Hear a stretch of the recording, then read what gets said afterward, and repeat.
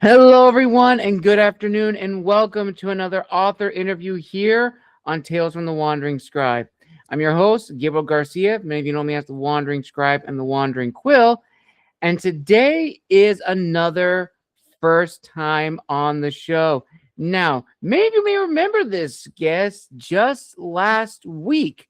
She was our premiere guest for season 4 of the Historians Lounge, where we talked about historical fiction. And honestly, it was a fun talk. I absolutely love talking with this person about historical fiction and writing. And I'm so excited to have her back on the show to talk about her publication, which is A Boy's Best Comrade, which I'm so excited to dive deep into and learn all about the inner workings. It was teased in the previous episode, viewers and listeners, but now you're going to get the full exclusive interview with author and fellow historical fiction writer Lauren Ennis. Lauren, welcome back to the show. Thank you so much. It's awesome to be back here again. Nice. And I think you're probably the first guest that I've ever had on the show that has literally done another follow-up episode in literally the same month. I'm double dipping then. Absolutely. Absolutely. Well, Lauren, it's so excited to have you back on the show. And I'm so excited to talk to you about your book, A Boy's Best Comrade.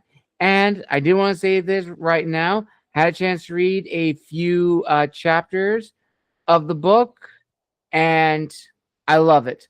Absolutely love it. I loved how you were able to craft a very, very compelling story from a perspective that you typically don't see in fiction. And I'm not going to spoil that perspective, viewers and listeners. I'm going to leave that up to you.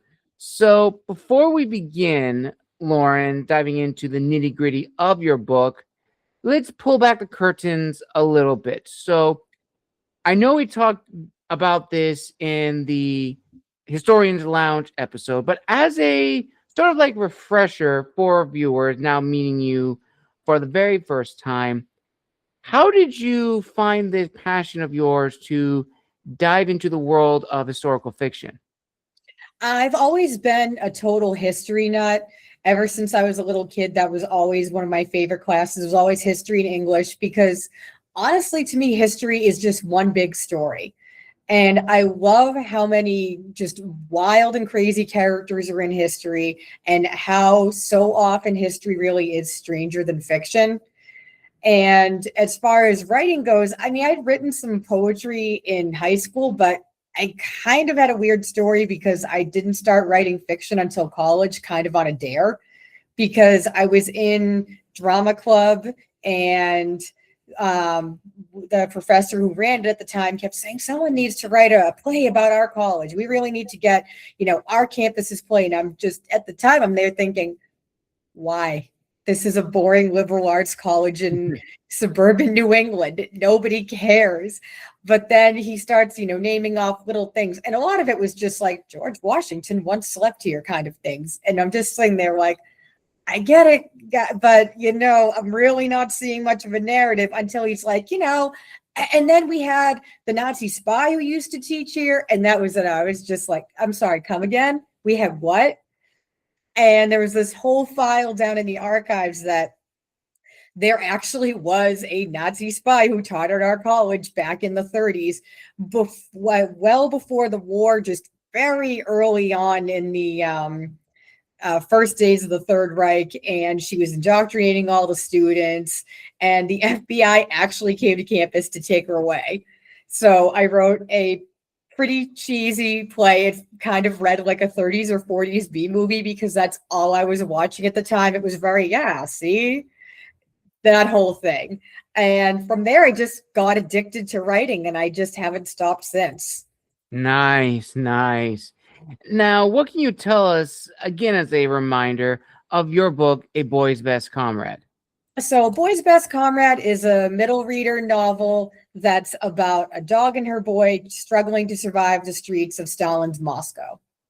And again, I don't want to spoil a lot of things too much, viewers and listeners, but the perspective of the story is told by a character that I did not expect this book to have. And I'm very, very happy with that. So now let's dive into the behind the scenes of the book itself, Lauren. Let's talk about how it came to be. So let's start with the title, A Boy's Best Comrade. Everyone's probably going to pick it up and say, oh, that's a play on man's best friend. So how did the title really come about? Did it kind of come about in that way, or was it something specific? No, that really was how it came about, because it was sort of a placeholder title. And I kept thinking I wanted something on man's best friend. And then obviously, what do we associate what phrase the most with the USSR is comrade. So that was it. Absolutely, absolutely. And now, since this is a middle grade story, when you were developing it, did you have an outline already planned in the works, or did you consider yourself to be a more spontaneous writer with this piece? Oh, I have to outline everything I do. I tried doing the half and half method once, and I ended up with 20 some odd subplots. I couldn't even finish it, because if I did, it would have been as long as War and Peace on a different piece. So it was just too much. So never again. Every time now, outline, outline, outline. Okay, all right.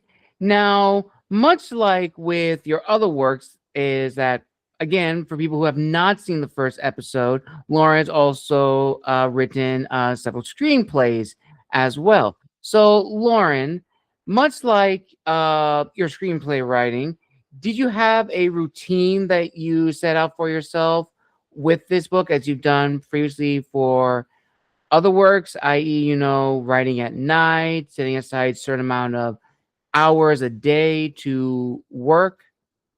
I definitely am a night owl. I will try to write more during the day, but for whatever reason, I can edit great during the day, but I can't get into that flow state unless it's 10 o'clock at night. I wish I could, but that's just me. My brain turns on at the wee hours. And as far as a routine, I should have more of a routine, but with the 9 to 5, I try to fit it in and do a chapter every week or every other week, but sometimes life gets in the way.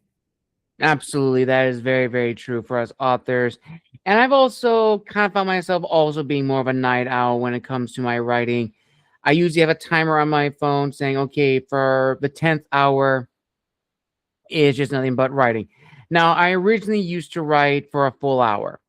I can't do that anymore. I find myself being burned out. What I can do is 20 minutes of writing. I can easily do that. And if I'm lucky, I can do 40 minutes with like a break in between. So 2 20-minute intervals. Same thing with reading. I found that to be more helpful and easy to manage, because I know you have also heard the phrase, write every day, write every night. And that may work for a lot of people. And some would argue that that's what we're doing. But we can't write, hours and hours on end, because, we have other responsibilities. So we set aside a day and a certain time to write. And it's those little moments of writing that just add up over time. Exactly. Absolutely. So now let's start with the first fan question. Now, the first fan question I wanted to ask you comes from one of my viewers who wants to know, when creating the dog character, did you have a list of specific breeds you wanted the dog to be, or did you have a clear, definitive dog you wanted in the book because of either, that breed's relation to like family, or you just think it might be really good imagery or anything like that? So Sasha's based off my dog, because I was there trying to think of what would be a good name for the lead dog character. And then I'm there thinking, what's a good Russian dog name? What's a good Russian dog name? Then I'm there and I think, oh my God, I have a dog with a Russian name. And so her personality is based off my dog, who came to us under socialized and was very skittish when we first got her, and has, slowly come out of her shell over time.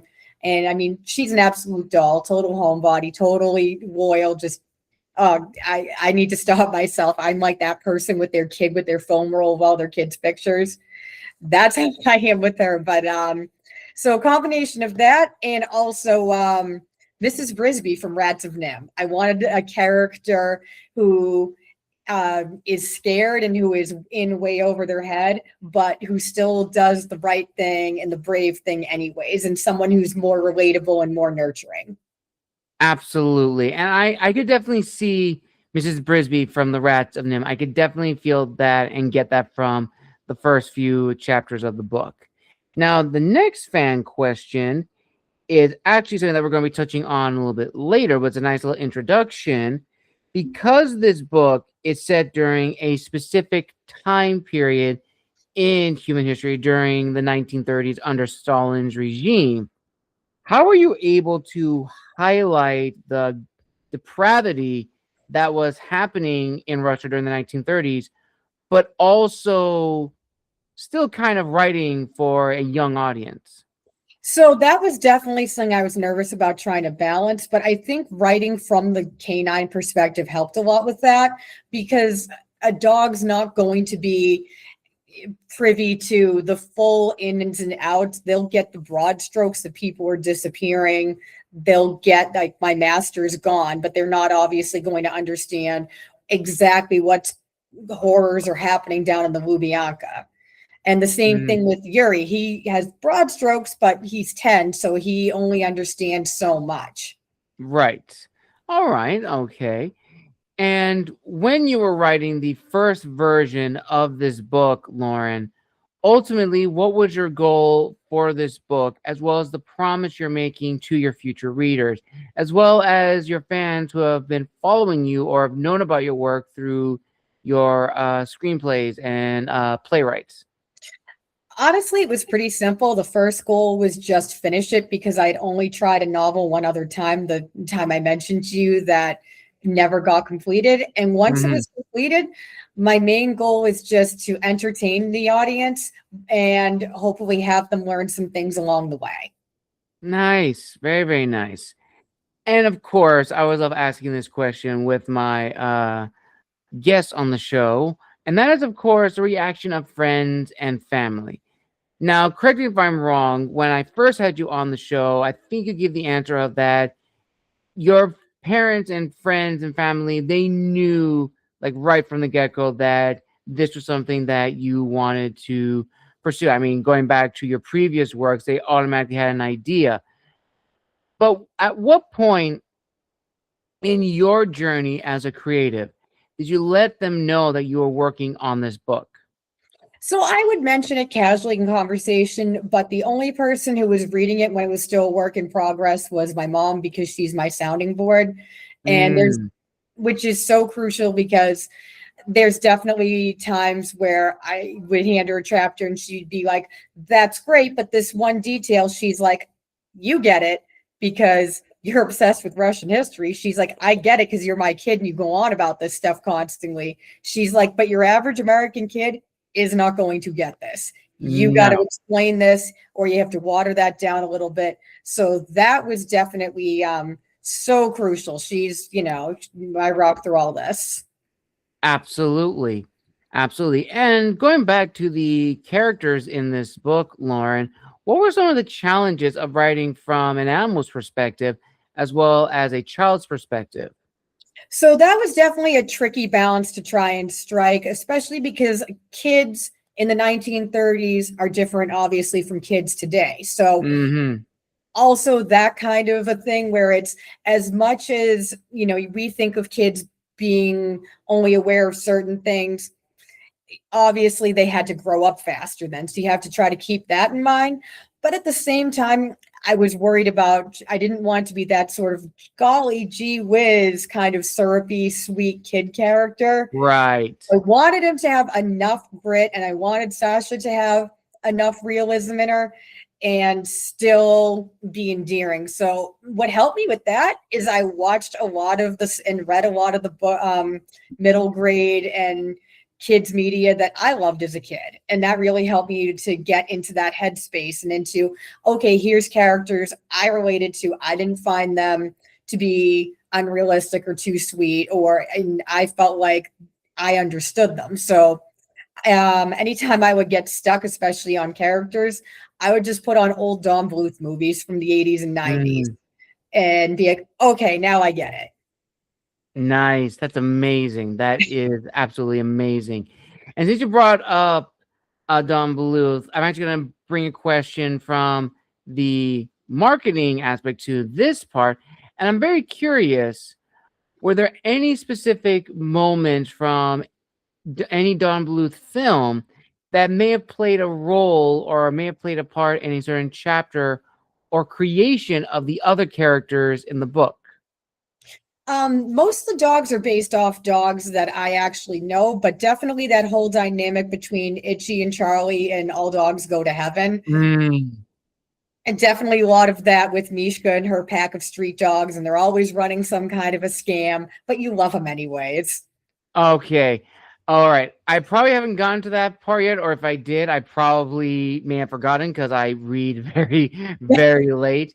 But that honestly reminded me of Oliver and Company. Even though it's not Don Bluth, it is definitely a classic Disney film. But that is just absolutely incredible. And honestly, it's very, very unique because, yes, we do have a lot of fiction books and sometimes historical fiction books that are written from a child's perspective, but very rarely do we almost have dual POVs of a child and an animal. Very rare do we actually have that. So, when writing this book, how did you maintain the authenticity of both characters? so a lot of that was trying to think if I was in this situation, how would I see it? And I mean, obviously, that's different from the two different POVs. I tried to think of Sasha as almost like a big sister or a surrogate mother, so that got me into more of that nurturing, more mature mindset and that more caretaker role. With whereas Yuri, I more was able to go back into okay, when I was roughly around this age, and the kids that I knew, what sort of reaction would they have? All right. All right. And kind of moving forward from that, after you kind of planned out, what the story was going to be and knowing, okay, this is going to happen, this was going to happen, and got your readers, got your beta readers, got it published, ultimately, at that point, how did you handle the inevitable imposter syndrome that may come about later on, and also dealing with the dreaded writer's block? Because I imagine way, way before publishing it, there are probably some moments in your journey with this book that were like, oh, I can't bring this scene to life, or it doesn't really flow, it doesn't really connect. Definitely, especially the writer's block. There was a one period I couldn't write for a few months because I was so burned out at work, and I'd transferred into a new role and was under a lot of pressure and a lot of stress, and it just wasn't happening. And I was thinking, oh my gosh, am I not going to be able to finish this one? Can I not just do novels? And then finally, I just went on a vacation at one point and had a breakthrough. I just went and read a bunch of books on vacation, and that just got the old spark back. I guess it was one of those things where you always hear about, you need to fill the creative well, and you need to, bring in someone else's work and, consume other art and other media to find that inspiration again. And the imposter syndrome, I mean, to be honest, I'm still dealing with that. I mean, Mm, there's definitely times when I get positive feedback, I still get much more emotional than I'd like to admit. And even now with the next project I'm working on, I'm still thinking, oh my gosh, can I do it again? What if it's not as good as the last one? What if it right. was just a fluke? Yes, very true. We all go through that, and it never goes away. It always comes back when working on something new. And that kind of leads now into the discussion of what does it mean to be an author in the digital age, because the industry has greatly changed. A lot more authors are trying to get an online presence to gain readership and engagement, but it's very draining, very taxing, and unfortunately, social media is not a very comforting place 9 times out of 10. And also, I know we talked about this before in the previous episode, but I think it's also important to talk about here of the changing and the evolution of historical fiction authors, because I found, interestingly, this trend of historical fiction, which if you look back in the past, it was all like either battles or things in the past. And now we've now kind of gone into historical romance and speculative history or historical fantasy. And some people have found that to be their gateway into the realm of historical fiction. Because, to my knowledge, and I could be entirely wrong, but those were not as popular, those subgenres were not as popular as they are now. So, for you, Lauren, as a historical fiction writer, what are your thoughts on, those subgenres being used as gateways into the main genre of historical fiction? I mean, anything that's getting people turned on to history and turned on to reading, I'm all for. Those aren't necessarily genres that I fully gravitate towards. I mean, I more love like a survival story or a story of a historical event that happens to have a romance in the background in it. Mm-hmm. For instance, like Nightingale contains some of that, but the real focus is these two sisters in the French Resistance, or something like one of my recent favorites is A Gentleman in Moscow. Ooh. So good. And, it is all about his personal relationships, but it's more about him mastering his circumstances and making the most of life in this fraught atmosphere, rather than about, there is a romance in there, but it's just one of many other elements. Right. And as far as speculative, it's, I know people are loving it now. It's always, I think that's kind of weird. How do you crash those two genres into each other? I mean, it's great, and it's to see new innovations. And if it's done well, then great. More power to these authors. Absolutely. And kind of on the flip side to that, because of these subgenres have gained a lot more popularity, some people have even argued, like, well, do we even need historical fiction? We can even just have, historical romance, speculative fiction, historical fantasy as be, those premier genres. And I've seen like a lot of those books a lot. And I'm, again, same mindset as you, like any avenue that allows you to learn about history is great. But historical fiction needs to exist as a genre. And I'm very curious, Lauren, for you as an author, what has still disciplined you to still write the stories you want to write in an industry that is ever changing depending on the market? No, definitely. And I actually heard a lot about this when I was working on this project, and people would go, do you really want to do more writing for kids? Or if you do, you really shouldn't be mixing history with children's literature. They're not going to get it. It's not trendy. And I had people say, maybe you should do something more people will know about, like Nazi Germany. Are kids really going to know about or have an interest in the Soviet Union? Mm-hmm. But to me, all the things about it that make it not trendy are the things I love the most. I love that it's sort of a throwback to the things I grew up with. And I just have an obsession with Russian literature and Russian history. And I just want to share all my kind of wild and crazy interests with the world. So, and plus, I think too, it's important that we all write what speaks to us the most, because if you just follow trends, I think people can tell because your heart's not in it and there's not that same passion behind it. And plus, if you're chasing trends, how fast do you have to work? And are you really ever going to catch it anyways? Mm-hmm. And you hit on something which is very important, which is, of course, trends in the market. Trends have to be thought at least few years in advance because everyone's trying to get the gravy train. You're not going to make it. You're not going to make it. And even if you do, that gravy train is automatically going to go.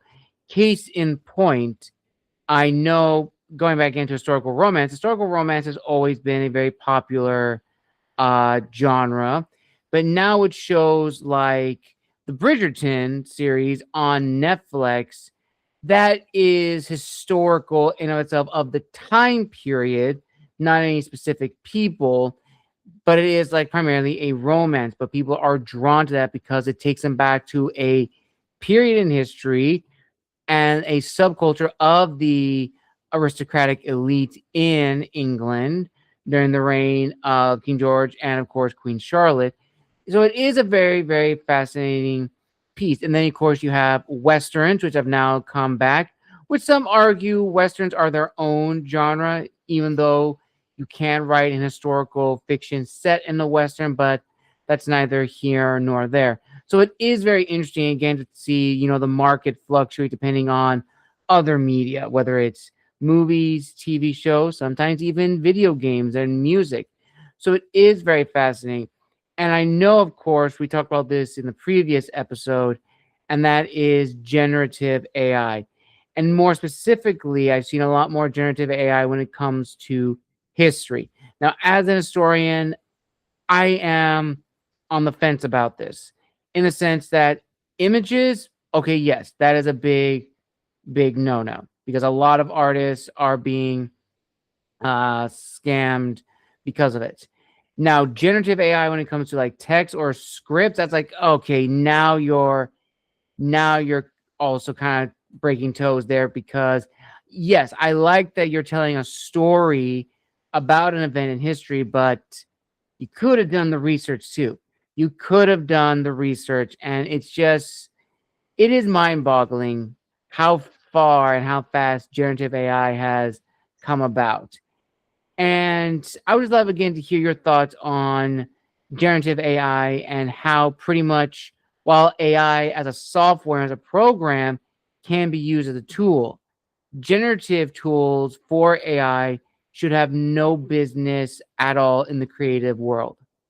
I absolutely agree. I'm kind of a Luddite anyways, so this was never something that was going to tempt me. But no, I really don't believe that that has any place in anything creative. And I don't get the point of it because to me, I love the process. And what's the point of it's almost like cheating on a test or cheating in a tournament or something like that. Yeah, you have the trophy, or yeah, you have this product in front of you, but you didn't do it, so you didn't get the satisfaction. You don't get that process of seeing it develop from a broad outline into this fully finished novel or whatever project you're working on. So I don't really get the point of the shortcut. To me, you're depriving yourself of the biggest reason for doing any creative pursuit. Hmm. Absolutely. And this, of course, now leads into the business side of being an author. And as an icebreaker question, Lauren, when you were promoting your book, A Boy's Best Comrade, is there anything that you had done that looking back on it, you would have changed or done something differently? I'm still trying to figure out the whole marketing thing, to be honest. I mean, I went in totally green, so I'm really kind of making up as I go at this point. Looking back, I probably should have done ARC readers or tried to get more buzz going before it was out. Other Hmm. than that, I mean, there's still so much I'm still learning. So I'm sure there's a Very true. million one things I could correct. Absolutely. And I know we did talk about this earlier in the introduction, and that is, of course, that this book is a middle grade story. But now let's go more in depth to talk about the audience itself. Because, as you said, you're very passionate about Russian literature and Russian history, and you want to tell a story set during a specific period in Russia's history during the 30s. And this book could have easily been a more young adult book or a regular general fiction book, still using the characters, the dog owner and the dog, but maybe aging up the kid to probably be like a teenager or a young adult, even. And I'm actually curious because this actually goes into another fan question. Did that thought ever come across your mind? Were you hesitant of keeping with the plan that you already laid out with this book in terms of the character ages and who they were, and we're debating of aging them up to see if you can get more of an engagement from readers as well as people who knew a little bit about that history a little bit better. Yeah, that definitely was something that I played around with and toyed with, especially like you said, with the whole historical context, and where there definitely are some darker elements in just the whole idea of that this is in the middle of the purges and Stalin's Red Terror. But when I first thought of this, because I mean, this all came from a dog trivia calendar that I saw. There was the fun fact of the day was that there are packs of dogs that live in the Moscow subways and have taught themselves how to ride it and how to commute every day. So when I first thought of it, I kept thinking this would have made a fantastic old school Disney, like an Oliver or Don Bluth cartoon. So that was kind of my North Star, was that I wanted to make something in the spirit of those movies and those books like Rats of Nim that I grew up with. So that's what really kept me on course and to keep it at that age range. Right. And kind of follow up to that, what was the challenge of trying to write for that age range and readership? Or initially in the beginning, did you not consider the audience and were just writing a story that you were passionate about? It was definitely both. I mean, it was definitely a story I was passionate about, but throughout the process, I would have these moments where I'd be like, oh my gosh, is this too high level? Or is it too babyish? Have I found that balance? Because it is a tricky age to catch them at just that mid-range. Yes. But I would just try to get feedback, and once the editing process came in, that was a huge help. My editor is absolutely amazing, and she's worked with kids as a teacher for her whole career, so she was able to add a lot of great insight on that. And once the book was published, what were the reviews generally like? And did they kind of meet your goal that you initially started off with? Yeah, thankfully, I've been really blessed, really lucky to have overwhelmingly positive reviews, and honestly, better than I could have even hoped for or ever anticipated. So, it's more than met my expectations. I mean, there's definitely still times I'm like, really? You liked it that much? I don't know. Are you sure about that? Okay. And I think you already hinted at this earlier, but maybe you can go a little bit more in detail. And that is, of course, the balancing act that authors struggle with their works. Again, with their authenticity and showcasing who they are, but understanding the genre and the writing that they are going into. Because each genre has its own set of expectations and rules that readers have unanimously agreed this is how a story like this is supposed to go. For you in this book, what was the challenge of maintaining both and respecting both? The biggest challenge was how to tell this story that's true to the time period and true to how do kids actually behave and how do dogs behave. And my biggest thing was I didn't want to talk down to kids, because I often think that a lot of newer media tends to not give them credit for being as savvy and as smart as they are. Mhm. And I look back at a lot of the things that, we grew up with in our generation, Yeah. and they trusted kids to be able to understand whether it was something like American Tail and seeing that whole Oh, yeah. Ellis experience, or Anastasia does, include the Russian Revolution, and things that were just darker and more mature, and trusting kids to be able to handle those heavier, more mature themes. So Absolutely. That is and very, I very true, miss Lauren. a lot of that now, and I loved all that growing up. And I mean, when I see my little nephews, sometimes some of the stuff I see them watching, I mean, some of it's great, but some of it I'm just like, oh Lord, this is rotting your brain. Oh, Yes, that's something that I've also seen as well, that most modern media is very bright colors, flashy, very hyper engaging. But the shows that we grew up with, movies and TV shows, were very slow. You were able to engage. And I think that can also be the same mentality for books as well. Some books are written in a particular voice that are supposed to be fast and engaging. It's a page flipper. you are constantly trying to get to the end. You're racing towards the end. And that's fine if that's the style of writing that works for you. But what a historical fiction does, in my opinion, better than any other genre, is immersing the character in the world. It's a blend of the two. Yes, you have the historical backdrop, you have the historical background that you've laid out without being too academic or too lore dump heavy. But you're able to write a character that people can relate to, inspire to be, or be seen as a warning of what not to do. And honestly, I think a lot of readers miss that style of storytelling. And that's why, in my opinion, I think historical fiction is needed because, well, you may have some good fantasy books, thriller books, mystery books that do this.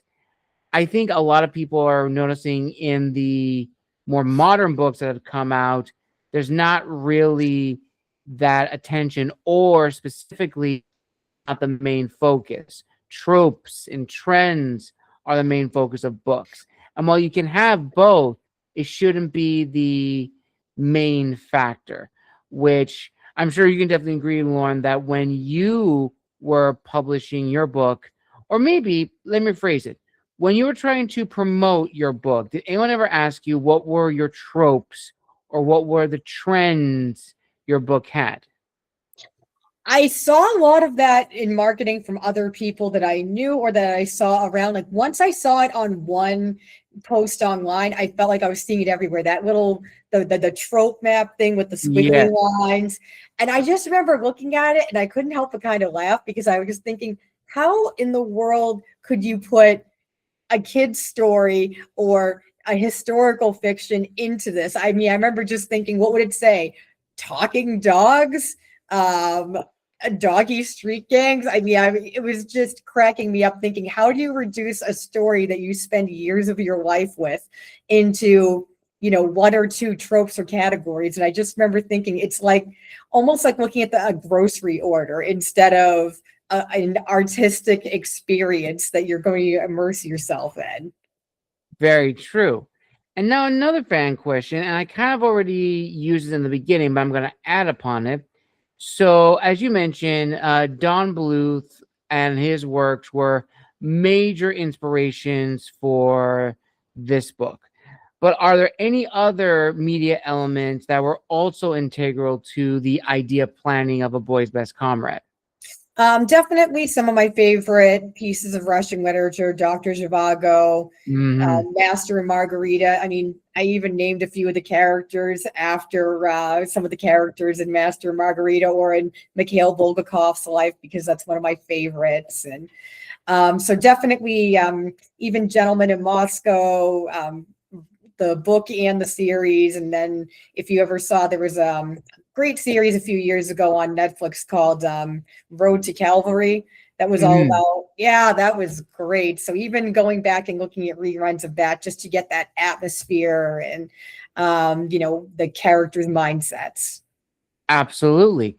And that's another fan question, one I haven't asked a lot of people in a long time, is who would you say are the three main literary authors who have been big, the three main authors that you have read growing up who have been integral to your writing process, either in character, story, plot, or three books that were good research tools?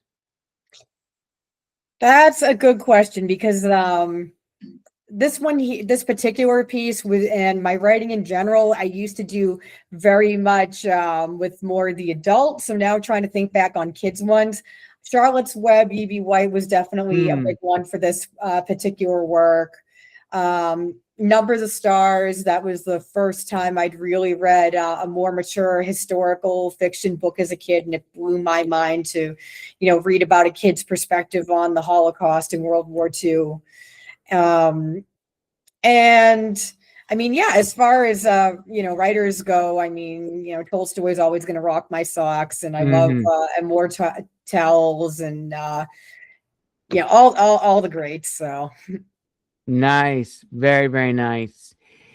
And now we're going to go into some rapid fire questions. So let's start with the first one. In your opinion, as an author, which of the five physical senses is the most difficult to emulate in storytelling? it's a tight one between, I'd say, smell and sound. Sound's a hard one to describe, that whole automatopoeia thing without just going like a comic book and going like wham, pow. All right, all right. Now, next one. As a reader, what is your favorite and least favorite theme? Oh gosh. My favorite theme is probably how do ordinary people survive extraordinary circumstances. That's what I come back to. That's what I explore in everything I've ever written. So definitely favorite. Least favorite. Oh gosh. I'm trying to think now because what's considered a theme and what's considered, I mean, there's some that I think are overused.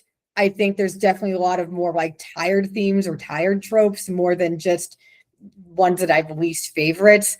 Like I think we've done a lot of identity, beaten that one, that dead horse. I think we've done, a lot of the same tropes and that, enemies to lovers and all that. That's definitely getting tired. Things like that. All right, all right. Next question. Ooh, okay, I like this one.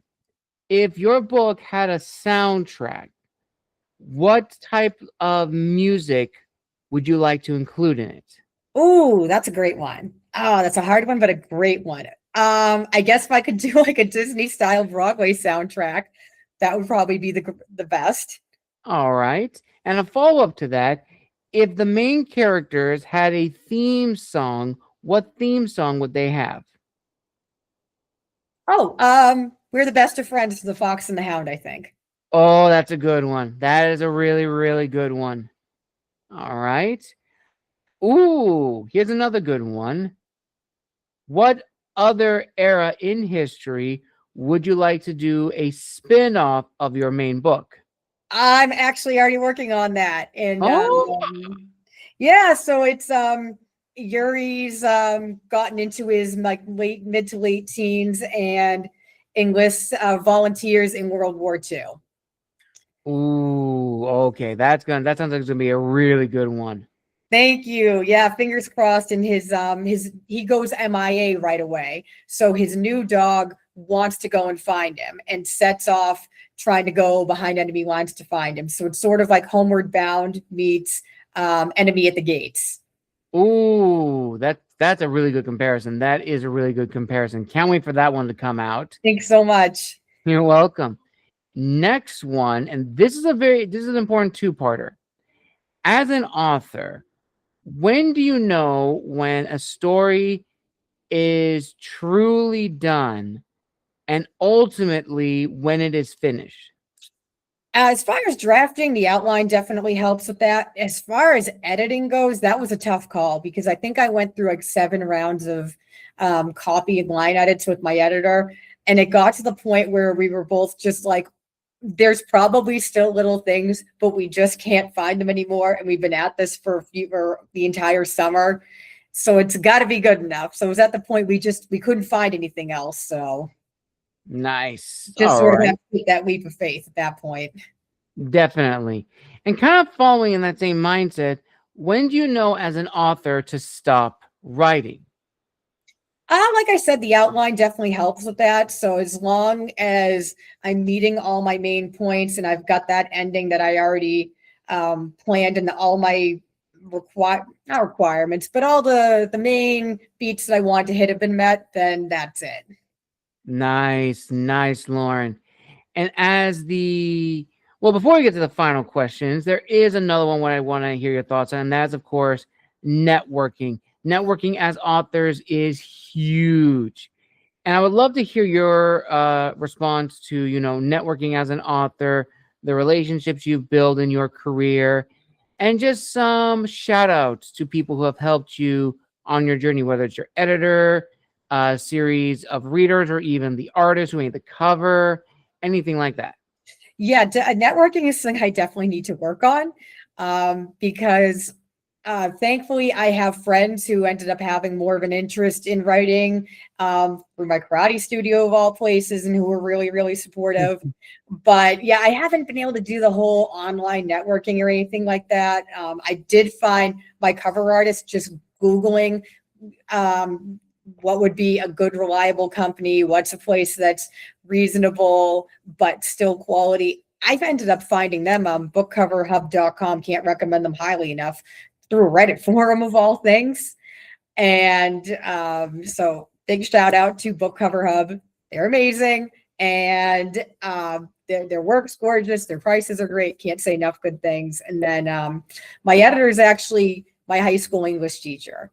So, she's been my mentor and my closest friend for decades. So glad to have her in my life and to help me with work. Amazing, Lauren. Absolutely amazing. And now we arrive at the final two questions. So in this interview, we talked about a lot of things, and I am very curious. At the end of the day, when all is said and done, what do you want readers to take away from A Boy's Best Comrade? And ultimately, what is a pearl of wisdom you wish to instill upon the next generation of historical fiction writers, or just writers in general? Okay, gosh. I don't know if I'm equipped to be instilling pearls of wisdom to other writers at this point. But as far as what I would hope people get, I hope that they have fun, and I hope that it's something that they can feel that they relate to, and that it has heart, that it's something that makes them feel, and that they end up falling in love with these characters the way that I did when I wrote them.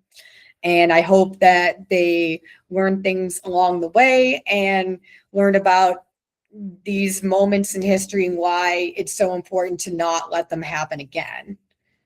Mm-hmm. And as far as writers, I'd say write what you love and believe in yourself, because that's the hardest thing to do, to get through, as cliche as it sounds. But when that imposter syndrome hits and that self-doubt hits, believe in the story you're writing, because there's a reason that it hit you. And if it spoke to you, it's going to speak to somebody else.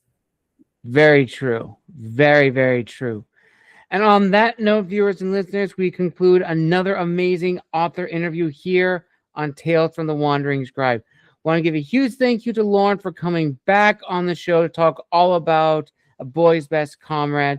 Now, Lauren, again, thank you so much. And where can people find you on social media if they want to reach out and connect, as well as buy a copy of your book? Thank you so much for giving me the chance to come on your show again and talk with you and your listeners. You can find me at my website, laurenennis.com. And I also have a movie review blog called Confessions of a Film Junkie. And you can find the book Amazon and wherever books are sold. Awesome. I'll link all that down below in the description of this video.